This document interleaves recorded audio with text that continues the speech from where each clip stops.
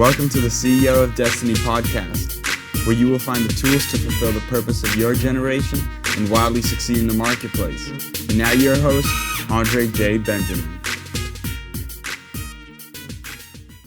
Greetings. Welcome to the CEO of Destiny podcast and show. I am your host, Andre J. Benjamin, and I am delighted and excited to have our special guest for the day. We call them alumni once they finish because they really make an impact, and it is an educational experience. So I'm delighted to have Simba with us today. I'm going to read a little bit about Simba's story and why he's here today, because I really believe he embodies the CEO of Destiny mindset, that he has a developer's mindset, a founder's mindset, a steward's mindset. He understands what it takes to go from point A to execution. And this is something that many people are missing, because a lot of people are theoretical, or they get caught up in a lot of things, but they don't actually produce. So I love him because he's a producer, and we'll get more of his story in a second, but I want to give a little bit of your background. So Simba was born in Zimbabwe and was privileged to come to the United States for college 22 years ago. He studied accounting, finance at Seattle University.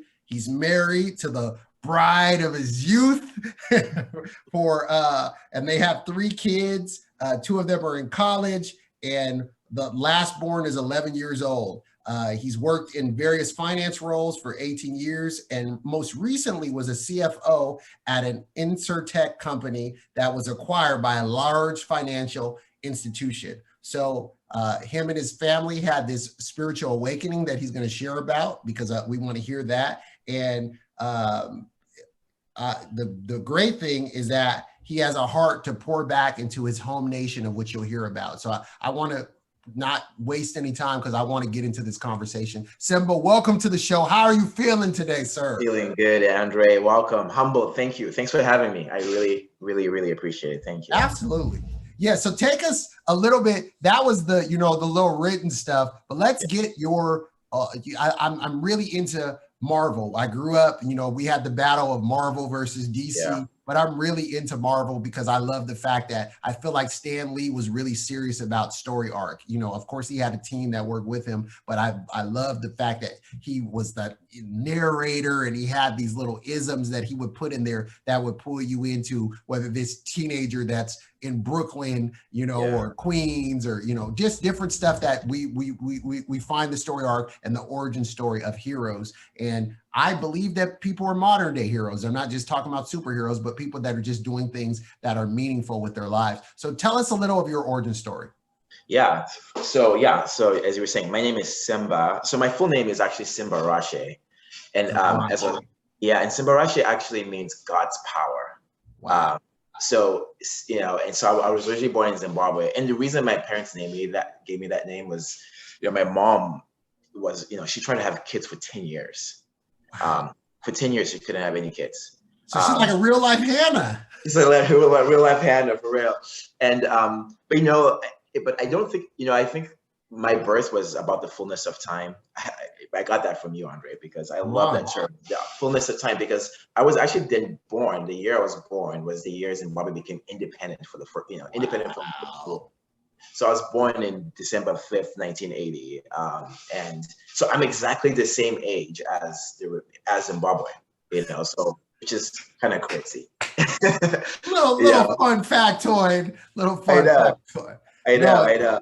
So that's not accidental then. And it's kind of cool because you also are dispelling the myth, because the inevitable question you're going to hear about your name that I introduced you is, were you named after what? I was named before. I was, I was predestined before Lion King became. Yes, he was predestined before the Lion King. All right, audience, get it out. I know some of you have a middle school mind, so you were like, he's named after my favorite character. That's my movie. No, he's predestined before it. So it's powerful.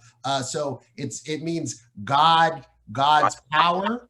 God's power. God's power. That's powerful. So that even when people hear that, so people have heard that name globally, and it really is pointing to God's power. Maybe that's interesting why it resonates, why even in the film it resonates with so many people. The full name Simbarashe. So Simba is like how people have done it, but the full name Simbarashe, literally means God's power. So like in the Shona culture where I'm from, that's like it's like the fullness of who God is. It is in that name. So yeah, it's perfect. So you were born in Zimbabwe, I'd assume. Yeah, in Zimbabwe. Right when it was independent. And tell us a little bit about your upbringing. What kind of things were you into, and basically how you ended up in the field that you're in. It's like what type of interest you had. Take us a little bit just give us a little bit of young Simba. Yeah, for sure. My parents were like, they grew up really poor, but they somehow found their way into like university. They both were in school in England. So education was such a big deal. And this is like, my dad made it to England. He was in college in his 30s, right? Because it was tough to get there. He had to get scholarships, and it's a whole story. Because he was pretty much plucked out of this family where he was almost like the David, everyone's like, oh, this kid's he was the fourth born, but he wasn't the chosen one, but he found his way in England. My mom also was there doing nursing, and that's where they met. And so education was always a big deal to them.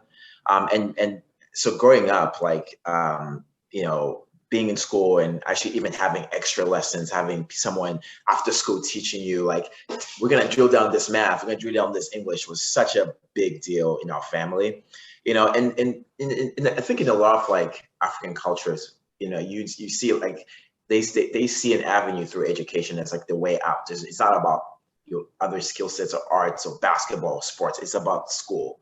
So that was what I was really drilled into. And my dad was in business.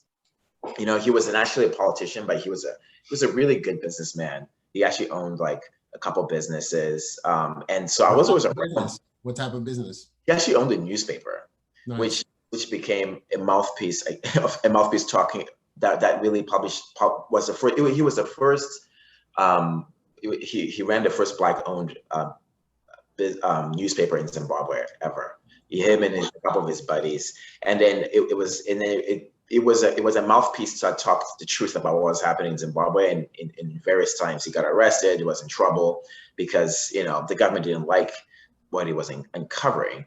So during the summers I actually started going to work with my dad, and we didn't really have summers. It was more like we had these breaks between school, like maybe 3 or 4 times a year. So during those breaks, as all my friends were hanging out, go year round, but just shorter breaks. Yeah.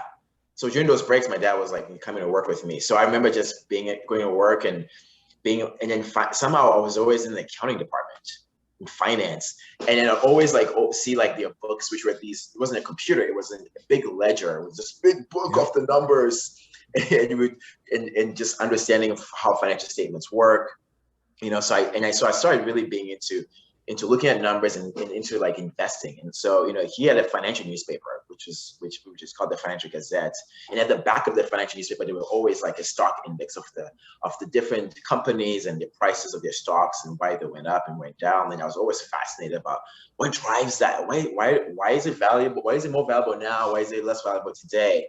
It was so, I don't know, it was so interesting to me. So you were just drawn to the numbers. Drawn to numbers. Yeah, I was just drawn to numbers. And I wasn't even that good at it. I wasn't like the top math guy.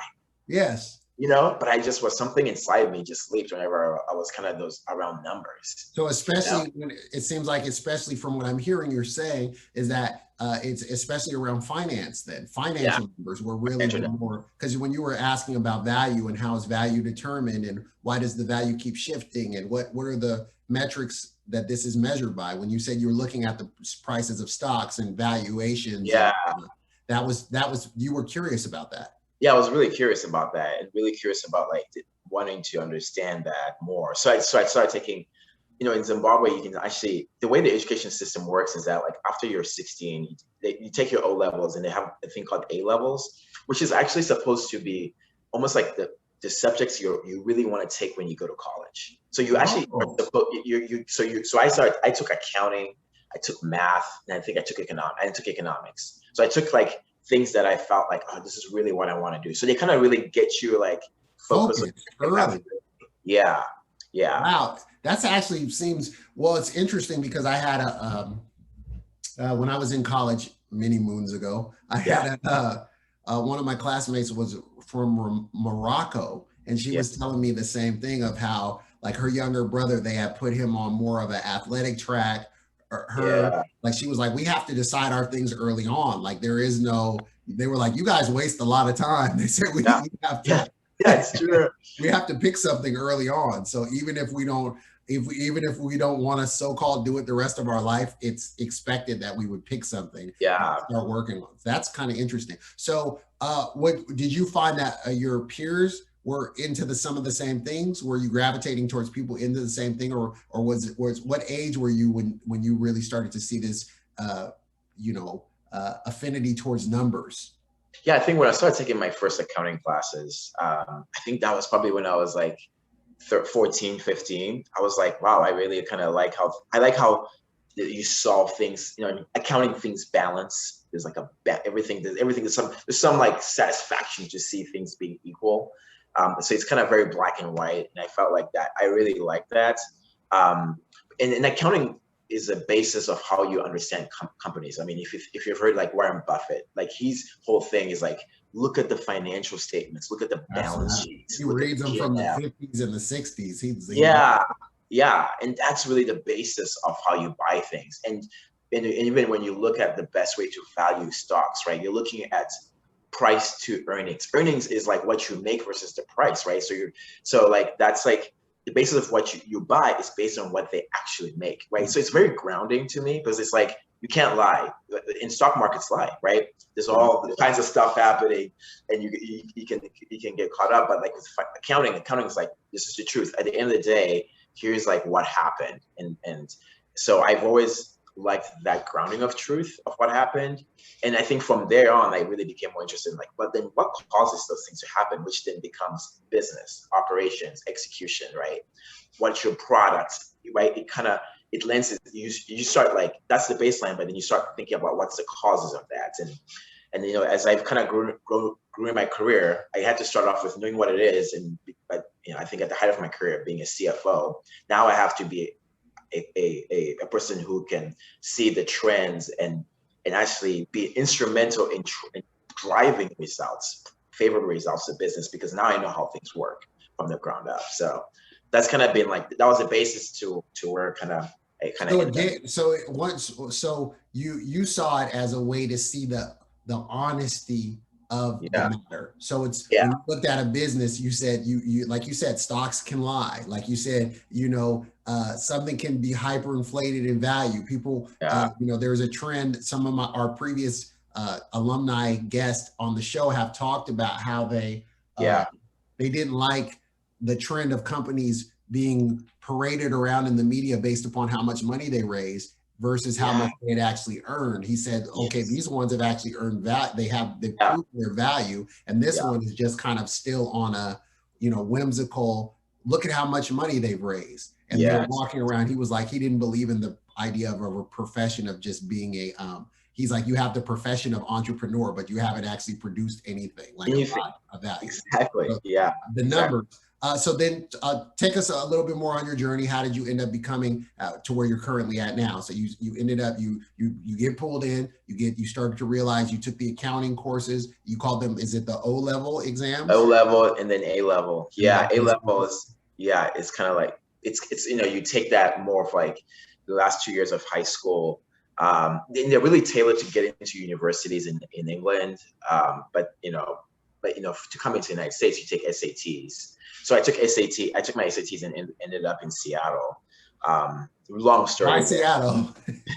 Because I have an American aunt, her name is Auntie Brenda, and she was married to my uncle who's from Zimbabwe, and her thing was like, don't go anywhere racist. So I actually, coming from Zimbabwe, the whole United States all sounds the same. New York, LA, Seattle. You don't understand how different places are. You don't know, So she told me like, hey, Seattle is a place where there's just enough diversity. It's not a huge city, but you still get a city feel, and it's a good economy, right? It's a good place. Maybe eventually you can land and live there one day. So she spoke prophetically, and my dad was like, yep, this is where you trusted her. So that's how we chose Seattle. So how old were you when you came to Seattle? I was 18. 18. So you take the SAT, you arrive at Seattle. what are you thinking what are your first impressions of the Pacific Northwest?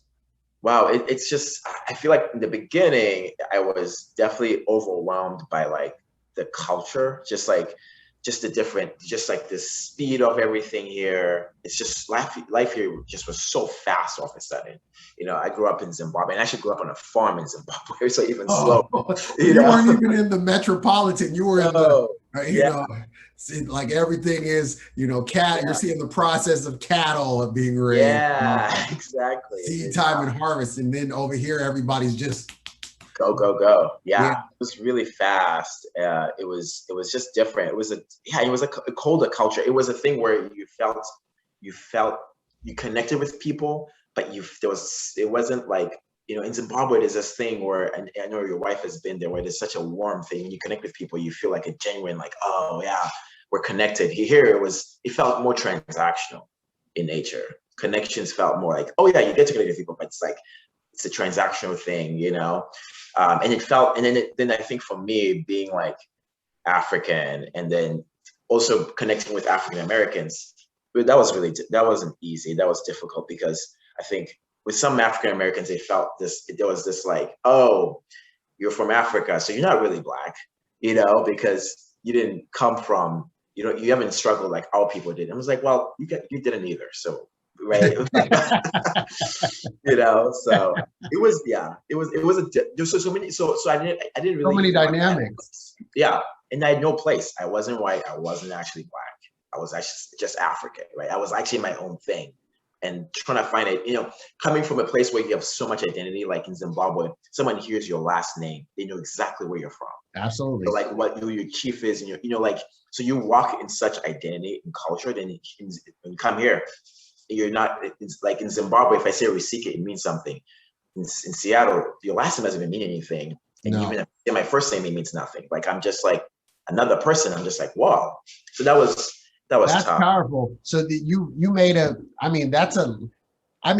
know you're an adult and you have a lot more time to think about these things at a deeper level, but then even as a young person, if you take us back to your mindset of how are you navigating then because you still have to go on and you have to get your education, and you have to, go to your schooling and figure out what's going to produce equities for you personally. So how did you navigate through that? And because we're going somewhere with this. This is not just the, kind of like skip through memory lane. What kind of mindset did you have to help you to deal with the difficulty of having to figure out? So we talk about, in some of the American experiences of Black Americans and African Americans is that like you just said, that non-sense of identity.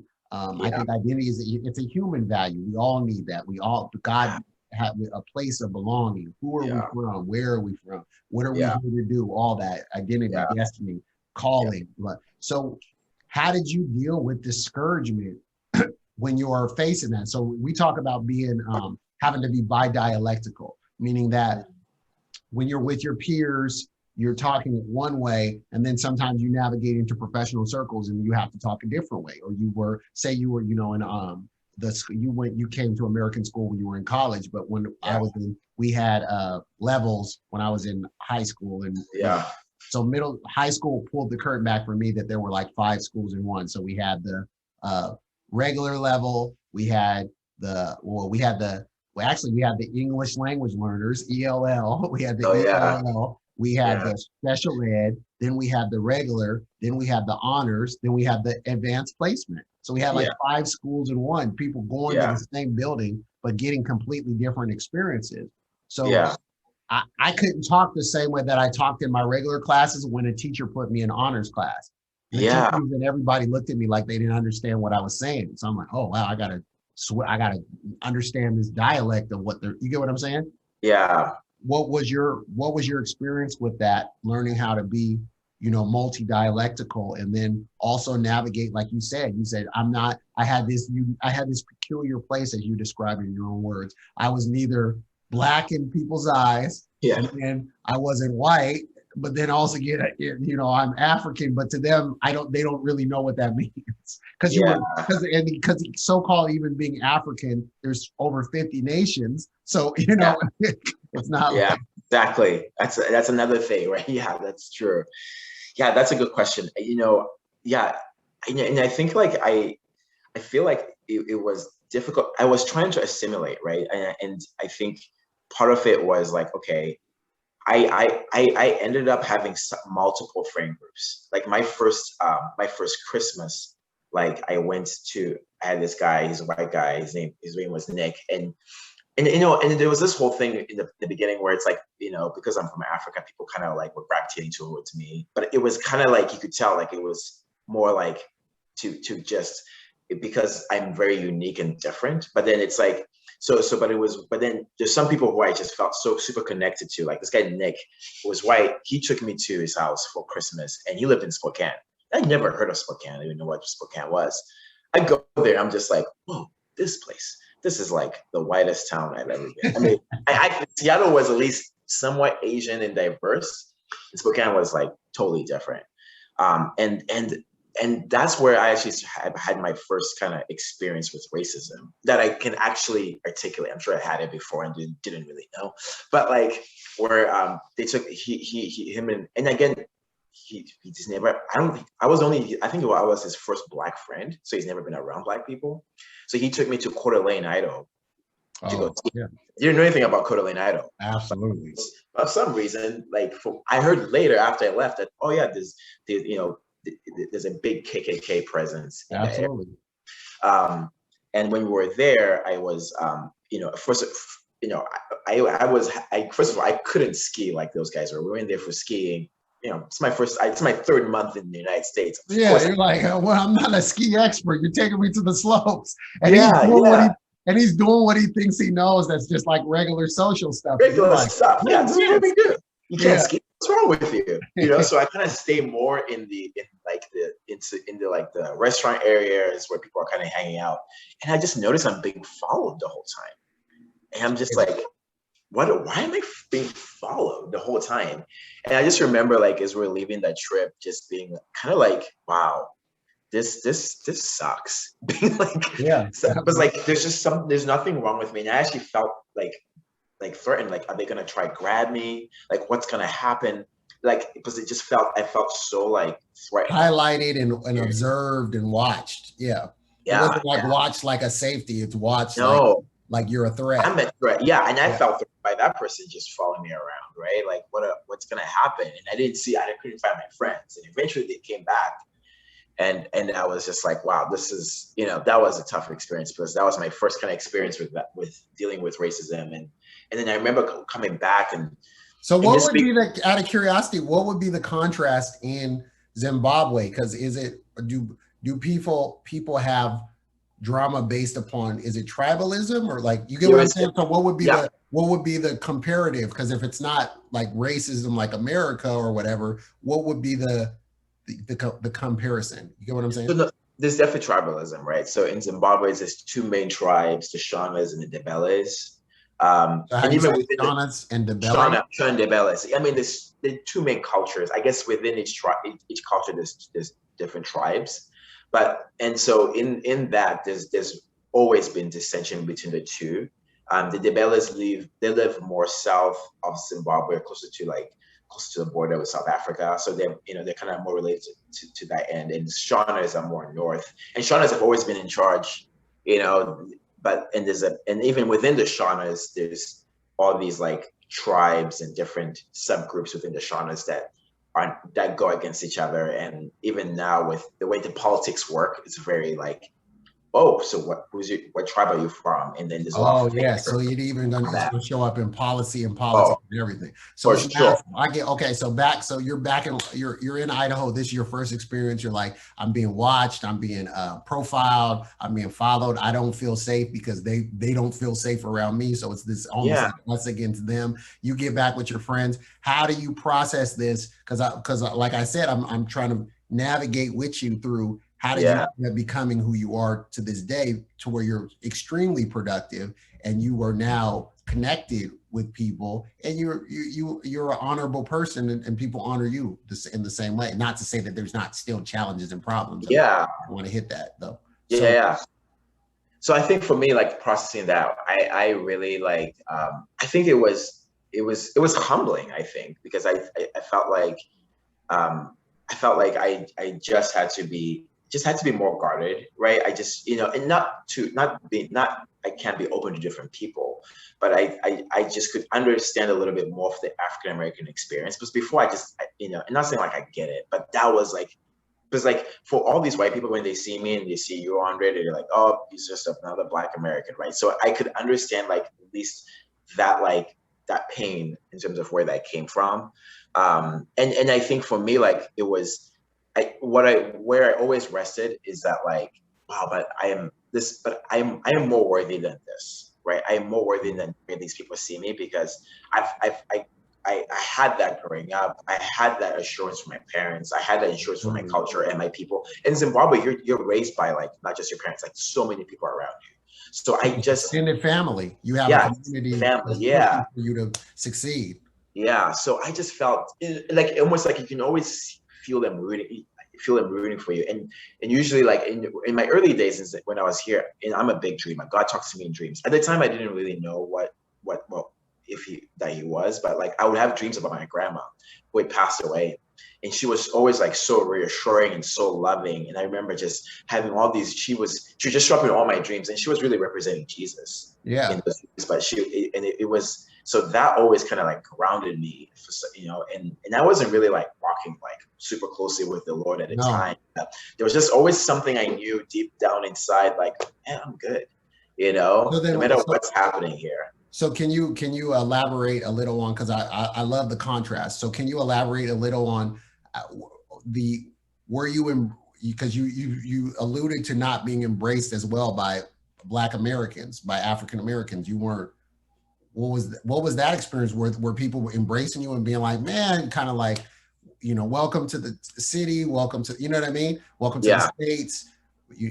Or was that another? It was mixed. Yeah, it was mixed. Some people were, and I still have some of those guys are my friends today, and some people were just not. Some people were more like very, very put off, and I had a very strong accent. People, they'll make fun of me, call me like, the guy from Eddie Murphy, Coming to America. so, so it was always that, so it was, but so it was like a mixed bag from different people. Prince Hakeem. Yes, Prince Hakeem. Yes. So I had, so it was, so it was a mixed bag, but like I had a diversity of I ended up just having a diversity of friends, right? People who just didn't always look like me, but some people did look like me, and we were able to I was able to try to find the people I could really connect to. And there were some other Africans there too that, were going through similar experiences that we were able to kind of really connect with too. So did you find a large population of is it, do we call them Zimbabweans? Zimbabweans? No, not initially. I think, it's changed in more recent times. But at the time it wasn't a lot. You were a rarity. You were rare in so many ways.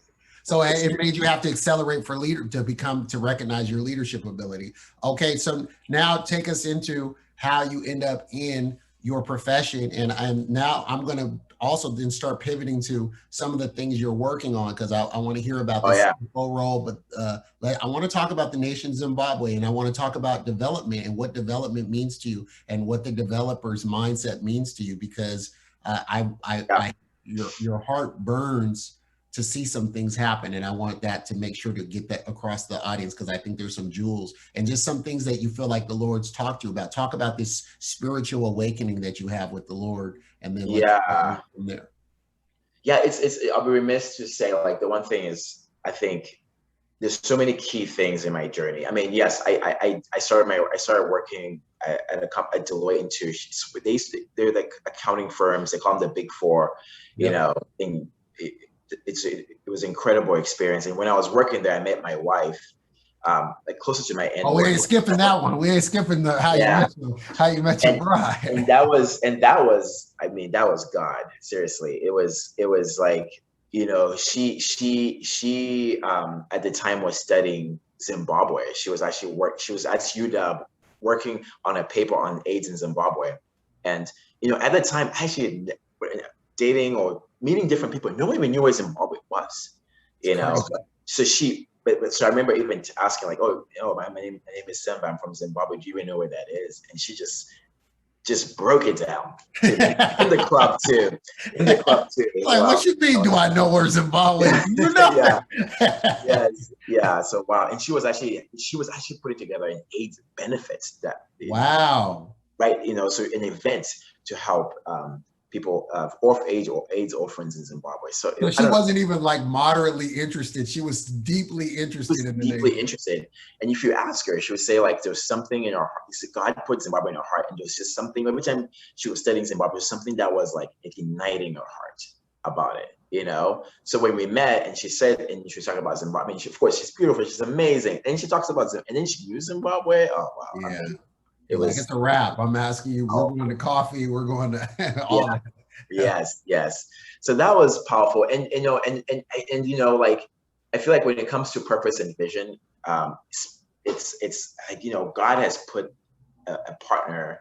Has put a partner for us on this earth for us, so we can't really fulfill these things by ourselves. Absolutely. Like there are people that come with us, and the most important person is Jesus. The second most important person is your wife or your spouse.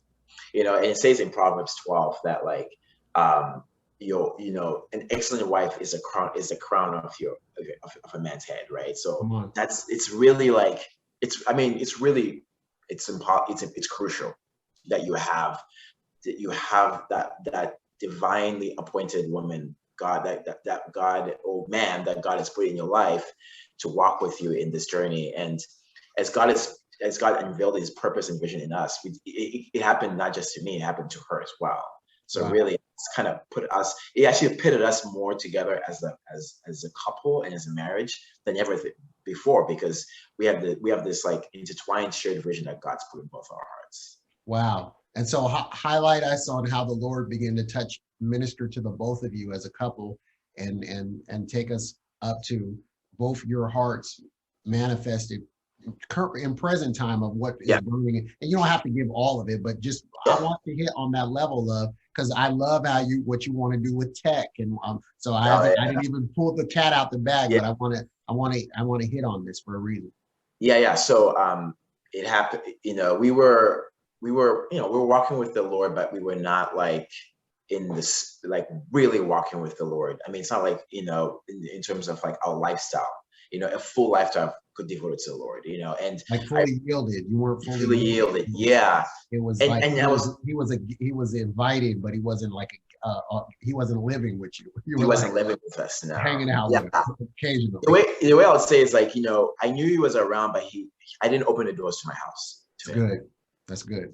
Yeah, he wasn't. And so, we have an encounter with the Lord through a neighbor, a person who moved in next door, right next door to us, our neighbor, like across the street. She buys that house, and she really speaks into our lives. And at that time, I was actually going through a moment where I was seeking more of him. And my parents had passed away.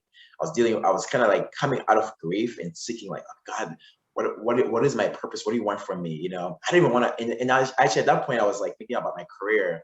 So, I worked for 8-9 years, all these hours. And I was just like, you know what? I'm willing to kind of give this all up to you. Right. I was actually looking for jobs at the time where I could just work 8 hours a day and be home with my family and make less money. I was just completely like, unabandoned, just waiting. Yeah, I was done. I was just done. And so this lady moves in, and she just like really speaks into our lives, really like, and the Holy Spirit just starts touching my wife. Always starts with the wives. She gets lit up, and I'm coming home from work, and then she's talking to me what's happening. I'm seeing the burning in her face. I'm like, something is going on. Wow. So we start having this like prayer times at night with the neighbors, the neighbor and her husband, and I just start like, I don't know, just having these Holy Spirit experiences, and just wanting to just desire to want to give it all to him, know. So then a job opportunity is now coming up because I'm looking for a job then, and this is like the first time I'm like, oh well, this is a good chance. I'm giving this all to you, God. Whatever you want me to do, I will do it. So can you unpack a little bit about what was the dissatisfaction? You said you were burnt out because you said, I want a job that's just, I'm so done with this. I want to just give me an 8-hour job I'll make less money and I don't care. What emotion would you say you were experiencing and kind of take us to that? Because there's a lot of people that could be watching right now and that are at right before this point of a turning point that they feel like, man, I'm done with this. Yeah, I would say like I didn't feel like a satisfaction. Like I was working hard, but it felt empty, right? I felt like I was just like, and I was trying to like, and I felt like I was really doing things out of my own flesh in a way. It felt like I was always kind of hitting a dead end, like almost like a hamster wheel. I was really moving really, really fast. I was doing all the right things. I was showing up on time. But then I just didn't. I just felt like I wasn't moving forward. It just felt like I was hitting a barrier. It just felt like I wasn't hitting that. I just wasn't feeling happy, But and I was being paid well, and my kids were happy. My kids had food. It wasn't like we were suffering physically, but internally there was a turmoil. I was just like, I could sense there was more. I could sense there was something more I was missing, but I couldn't put it. So I started doing like, oh, maybe I should start meditating. So I got like the Headspace app, started meditating on the bus to work. Now you're in the search mode. Yeah. So fast forward to now this new opportunity opens up. Go ahead. Yeah, and that's when now we're flipped from that search mode to like, okay, wow, this lady, we start talking about Jesus, we start encountering the Holy Spirit. I start realizing how God talks to me in dreams. And he'd been talking to me in dreams my whole life. Then I'm just start recounting. We start cutting things off in the spirit, like things that are from how I grew up. Like things it's dark. It's a lot of darkness. Right? You're closing the doors. You're not closing doors. Yeah, and I just start feeling more peace. I start feeling like whatever happens, whatever God chooses me to do, it's just gonna be amazing, right? So did you start to, at this point, are you starting to, or is this too early? What are you starting to learn about who you are at this point? Meaning, like, are you starting to know more about, like you even said, I started to realize, man, he had already been talking to me through dreams and I didn't even notice it. He had been talking to me my whole life through dreams. You get what I'm saying? Are you starting to get more honed in on, man, I'm gifted at this. Because I know you would believe this as well, but I'm going to be ignorant as a host in that there's a difference between, a job versus your gift and your calling, and I loved how you have intermingled the two of knowing that. You get what I'm saying? So can you unpack of like, was he starting to show you stuff about yourself as you were drawing near to him and he was drawing near to you, or is that you're on? Yeah, no, that's right. And I think that's key, because he was starting to show me like what, even within all these jobs where I felt like I was unsatisfied, how like different attributes of myself being like, I think you call this like a CEO of my destiny, taking things and taking dominion over the things he's given us, right? Starting to show me like like the parable of the talents, like here are some of the talents you have. And I'm starting, and also he's like, I feel like at that time, I'm feeling this reassurance that like, wow, like I want to be in the place where he wants me to be in, because I want to live in his full purpose, right? In whatever job I'm in. And for me, I started seeing jobs more as like, it's a place of worship, right? Mm-hmm. It's a place just to serve him. Like, so whatever I'm called to serve him, I'm called to do it, I'm going to serve him. That like the person who's my boss, that's not really my boss. My boss is Jesus. He's the one who's really going to lead me through this. So I remember starting to feel this like pull towards, as I got closer to him, I started feeling this like, and the vision hadn't started forming about where God wanted me next. And that kind of happened later. But like I started just having this confidence in myself and knowing that like, wow, I'm not just meant to just like go along and just work. There's like, even when I'm at work, there's a divine purpose. There's a divine purpose for the people I hire, or for the person I work for, or praying for that person, and just bringing the Spirit of God in every situation. So I could kind of sense that was happening. Sure. And yeah. So now hit the audience with what started to happen to you about how did your heart start to burn for development? Because this is personal development that's happening with you and your bride. And you know, it definitely it's having an impact in your family. Now, what starts to burn in you for your nation, and what do you see as the value of development? Talk to us about that. Yeah. And the burn came through a vision. So God kind of gave us almost like he told us that he's like, I'm giving you this vision and write it down. I think Habakkuk 2 verse 2, right? Yes. Write down he gives us the vision, we write it down. So he gave us this vision about Zimbabwe, where it was like a fully developed, beautiful country that was flourishing. It actually really looked like Wakanda. It felt like this was around the time that movie was out, and I was just like, wow, it was fully like developed. And when you put that in us, God was just like, you are one of the instruments I want to use to do that, right? Wow.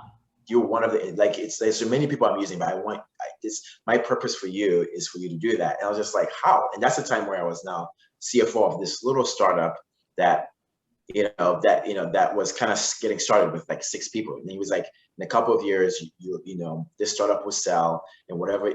And at the time, he tells you this. He tells me this. And I remember at the time when the guy gave me my offer, he was asking me, and I remember praying for this. He was like, you could get a higher salary or a low amount of equity, or you could get a lower amount of salary and a high amount of equity. And I remember praying, and God was like, don't think of God was really saying, like, it's about the future, to maximize your equity. So I remember making less money than I made like 5 years, and just max out our equity, because God was just like, no, it's about the future, not about right now. So I think for just other people as they hear this, like, when you're going through those processes, and I think big salaries and bonuses are always great, but equity is like transformational, especially if it's got you in the right place. That can transform generations in your family versus your bonus and your paycheck. Yeah, probably you can retire and do really well, right? But equity is what I think we sometimes see all these capitalist kind of instruments and tools as evil. And I do feel like now God has been redeeming capitalism, and he's taking that back into the kingdom. And all those things that I've always been seen as evil, God is saying, like, no, these are for my purposes, it's for my kingdom. So I think like that shift, and I remember I didn't realize my mind was being renewed, like it says in Romans. So was it scary to take on the front end? Was it scary to take lower salary and high equity, which was based upon the hope that things were going to increase in value? Or do you, because I know you said you prayed, that's clear. Yeah. You're saying there's still a faith walk though. So was that, was that, presenting that to your wife, was that easy? Like, honey, they said I could make lots, but I'm going to take, was it? Yeah. Yeah. No, it was, but God had been, he had told us so clearly to take the job. So we definitely had fear of like, oh my gosh, now we're going to go backwards. And the thing is too, Andrea, is that like this job was the opposite of what I wanted. I wanted more time with my kids. Absolutely. And this was going to require more because it's a startup. Yes. Now I'm making less money, which I want, which is one of the things I was looking for, but I wanted more time, and way more time than I ever spent in any of my careers. Way more time, But the most incredible thing is like how God spoke to my wife's heart too, because it took sacrifice for her to be home with the kids more, the weekends when I'm working, to really take on that burden of me not being there. It just, but God, partnership, that was massive. If she didn't do it, I couldn't have done it. I would have just had to quit at some point, right? Absolutely. Because my family's always going to come first. Yeah. Like God spoke to her. It shifted. She shifted, and and then she took on the brunt of the kids and everything that entails with raising our children. And then I had to focus on this crazy career. And then of course, but I was, and I'll fast forward a little bit. 3 years later, as God had revealed in that vision, that company sold, which is also an entirely crazy story. Yeah. It's I think in history, it's actually the only company that ever sold without ever raising, the largest acquisition without ever raising VC capital. I love it. So God puts his stamp on that as well. Yeah, he put a stamp on everything. Yeah. So anyway, so that's kind of where we're at. That's happened, and now we're in this transition to. So now let's talk Zimbabwe. Bert, yeah. Give us a quick high level, because this is so good. We're going to be wrapping soon, but I want to do a part 2 of this interview. But can you open up a little bit about Zimbabwe and what Bert, because like he said, he shows you this vision, and everything is because you gave the reference. You said Wakanda, and so if you're watching this and you don't know what Wakanda is, there was a movie that came out, Black Panther. I forget the year. It had to be probably like 2018, 2019. I'm guessing. Yeah. Like that. So. The movie was massively successful, and I may have not have shared it on the show or not, but one of the reasons I think that it resonated so well with people when I saw universal audiences is not just because of it being a Black superhero, but I think the Wakanda aspect was very captivating for people because it showed a non-dystopian futurism. It showed a flourishing people that were more integrated, and that they were utilizing the tech and the community that was going to benefit their community, and they weren't just kind of just self-absorbed and robots. Yeah. Talk about the flourishing and then how it burns in you. He said he wants to do something in a nation, and he said part of this. And tell us how you plan. One of the ways you plan on doing that. Yeah. So the main thing right now, God's kind of put on our hearts, is to start like a tech incubation hub.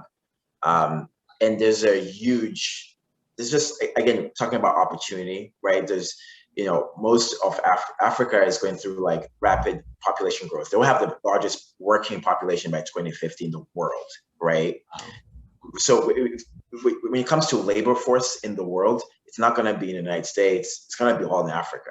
So with this growing population, and I think the median age right now is about 19 to 20. Right, so it's a very young population.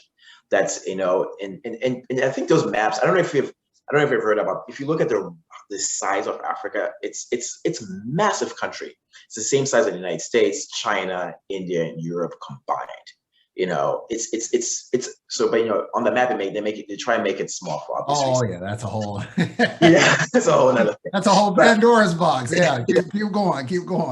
But what we are trying to do, like we want, like the vision for our incubation is tech-enabled solutions that solve socioeconomic that tech-enabled solutions to solve socioeconomic to be socioeconomic driver, right, and empower people socioeconomically at scale. So we want to take technology, for example, where and not really build technology from like that no one has, but right now in Zimbabwe there's just like massive inefficiencies, and there's no infrastructure. There's just problems everywhere. But all these problems can be solved by simple tech and solutions, and some things that can be built at scale and to be sustainable. Yes. And so we want to empower young people with like technology classes for them to learn how to code and different things. And the ones that do know how to code and have business ideas in their hearts, we want to actually give them seed funding, and actually walk with them just like you would at a Y Combinator or a TechStart. But do it more intentionally. I think with some of those programs in the US, they kind of give you money, then they kind of walk away, then you kind of come up with something. Yeah, you're just in a fishbowl being watched. Yeah. But you're saying actually engage with them through that process and help them with some mentorship and some, if I'm hearing you correctly, help them with some mentorship and some coaching to help them to get from ideas to profit, right? To volume, correct?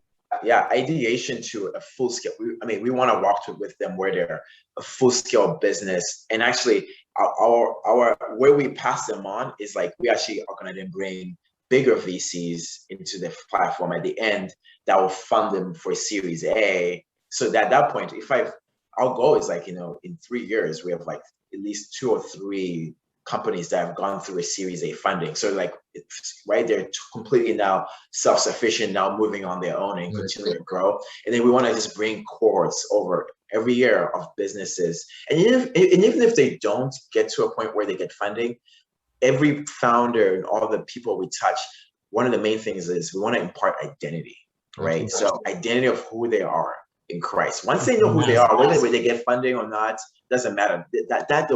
with identity, you can do anything. When you know you're a king and queen in Christ, you know you come under the power of the Holy Spirit, and you know who you are. Like then it's game over for them, right? So what will this mean to a young person in Zimbabwe to be able to go from the place of looking for a job to creating a job or creating jobs? Yeah, multiple. Yeah, right now it's like it's transformational. Right now, there's, first of all, most Zimbabweans are leaving the country, right? They're running away because of lack of opportunity. So if someone is able to just, like, if you're creating a platform where people will believe in them and they actually have an opportunity, because it's not about what tribe they're from, who they know, who they're connected to. It won't be about that. It'll be about who you are. Yes. and what's in your heart. And of course, you have to be talented, right? Yes. And work hard. But if you're able to do that, there's such an there's the way we're seeing it is an opportunity for these companies, and we want to infuse kingdom business practices in these companies. And the kingdom business practices is like, people will say, like, oh, they have to pray and worship. I mean, that's nice, but that's not the key. No. What's really important is that wherever that business is, everything around it flourishes. Yes, so if your business is in a town, the roads around your town, you take responsibility. No more like, okay, the government has to do this, we pay taxes. There's going to become a nature where it's like, if as God indwells in people and as they cultivate and produce, that there's an abundance that flows through not just in that business. So it comes through all the employees, but also comes in the community, it comes in the clinic, it comes into the hospitals, it comes into the roads, it comes into cities, and eventually it transforms a nation, right? Yeah. That's the vision, that like these different seeds of different, and it's not like, and for us, it's not going to come through us only. We want people to see what we're doing, and for them for God to inspire their imagination, and for them to take the risk, right? And the analogy I keep thinking about is, there's a story about the first time, I think it's the 4-minute mile was broken, right? Yes. And we like, before the 4-minute mile was broken, I think it was 1954, the scientists and doctors had said, like, hey, it's impossible to do it. Physically, it's impossible. This one guy does it. I think his name is Roger Bannister. Yeah. After he did it, do you know how many people did it afterwards? It just broke something. It broke something in the spirit. It broke something. And here's what we see ourselves as, like, hey, let's go and start breaking things in different industries and open it up for other people to do it, and open it up for this to become more possible, right? So it's coming in, and of course, there's going to be resistance. It's not going to be easy. Oh, no, you got it. Yeah, you got to plow ground and obstacles, and even the internal struggles that a lot of people are going to have. The battlefield is the mind. What I really value and draw from what you've said as we're wrapping up, because I want you to share a couple things with the audience of some key takeaways, because this is really, like I said, part one. I'm really enjoying getting this dialogue, because I want people, no matter what stage of the process they find themselves in, that they are founders, they are managers of different businesses, they have created jobs, they are looking to create jobs. Some are in the career currently right now and they don't enjoy it. It's not, they're at that point, like you said, is that I'll even take a pay cut just to get out of, I'm on a treadmill. So it feels like there's a scripture that talks about it's basically like there's holes in their pocket they earn, but it doesn't feel like it's too much money left at the end of the month and just no fulfillment. So I'm glad that you hit that kind of this. But what would you say were 3 key principles that really guided you to this point, that you really value, that you highly esteem? It's like, what were 3 principles that kept you? That's a good question. I think 3 principles that have kept me right now is just always spending time, close relationship with the Lord. Like one thing I've realized is that, like, God can give us vision, but it's not the most important thing. Like, his vision and his purpose for us, it's exciting, I'm passionate about it, but what's more important is that, like, I foster a relationship with him. That's good. Like, I dig in, I spend time with them, I continually go to him to keep going to the fire to get refined, so that only the gold stays, right? So I've had to like, and I continue to learn this. I continue to like, to really like have to like dig into this, because I think for me, it's like, it's not by my might, but by his might, right? I can't, this vision, this purpose is why it's, the reason it's so big is because I can't do it by myself. Absolutely. Right. It's only through him that strengthens me. So like the most important thing has been just like focusing on just being, just like being with the Lord, and just like and just like walking through that with him. The second thing is like, I feel like, who are the people around you? The people. I mean, obviously my wife and my kids are so important. But then different people, who are you sharing that vision is? It's something to be stewarded. So it's not something like something I take so like, I guard, but then God is, but also like asking the Lord, who do I bring in? Because this is so big, and I also want to share with more people. And so God has actually been showing me even more recently different people to share it with, who are sparking them, and now they're becoming more partners in this journey, right? So that's been really, really awesome. And I guess the third thing I was thinking about, what would the third thing be? I think the third thing is just like, your family, just like, I don't know, like, that's been the tough one too. Just like, there's so much time you're spending with the vision and the purpose, but then like, don't let it rob from your time with your kids and your wife, and that, because that has to stay so tight. Guard that. So guard that, because like whenever you're walking in your vision, the enemy, the way he's gonna try and get you is gonna come through. It's most likely gonna come through your kids and your wife. It's gonna come through your family. So guarding that and making sure that's good, and making sure you're nourishing that, and just and keeping that close is such a important key as you kind of walk through this. So yeah, and I'll say very much in all these things, still learning. I've not arrived, but definitely I've been the things I'm having to steward over time. Well, I love the growth mindset. I love the developers mindset. I love the founders mindset. I love how you're talking about cultivation. You're talking about really pouring into. Is there any verse in particular that has helped you during this time that you want to leave with our viewers? Yeah, I actually have it right here. Above all else, guard your heart, for everything you do flows from it. Yeah. I think Jesus even referred to that verse. That's Proverbs 4:23, but Jesus referred to that verse. Even in Matthew, just like, man, in every moment, and even it goes with 1 Corinthians 10 about taking every thought captive. It's the battles in the mind. I mean, yes.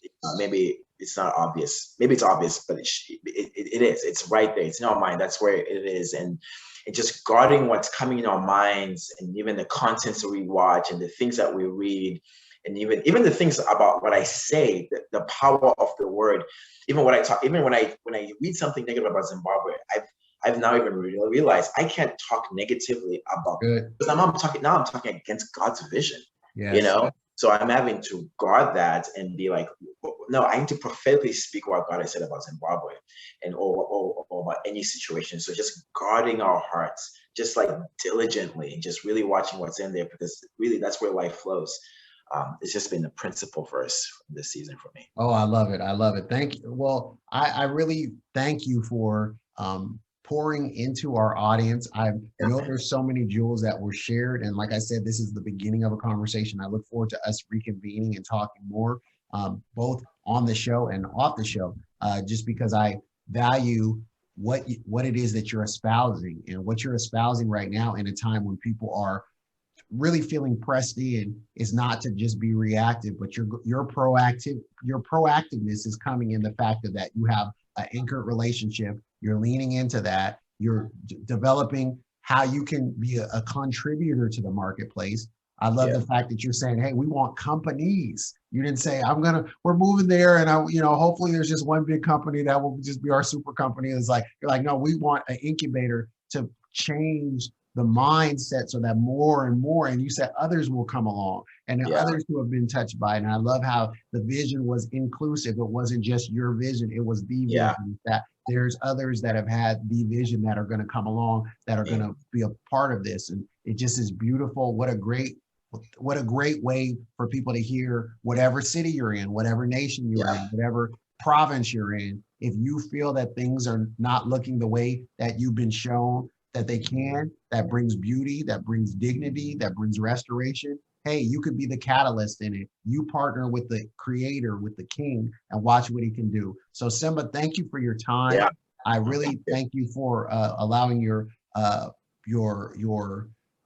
expertise to be on loan to us, and thank your bride for us that as well. She gave you the runway, even with your career, to where the time that you are now. And congrats on the acquisition of the company, because the Father knew the timing and he released you, and that is just a great feeling. And I love the fact that you didn't spiritualize. That's why I love when you shared the story, you didn't spiritualize that. And God told me to go for the equity, not the paycheck. You said no. He spoke to you about, consider, it's not just about the short term. What? Yeah. And you had to weigh, and you had to make the decision.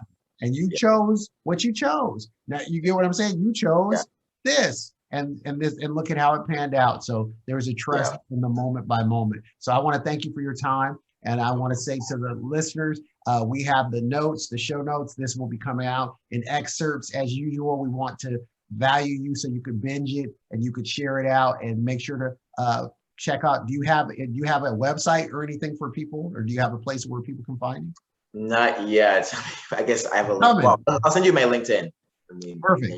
So you can find him on LinkedIn, and we'll have that information up. And then we know there will be many things that he will be printing pretty soon. We're going to call that out. We're going to get him to write, and we're going to get him to publish and get some stuff out. So that's perfect. Thank you for your time, and may God bless you. Godspeed.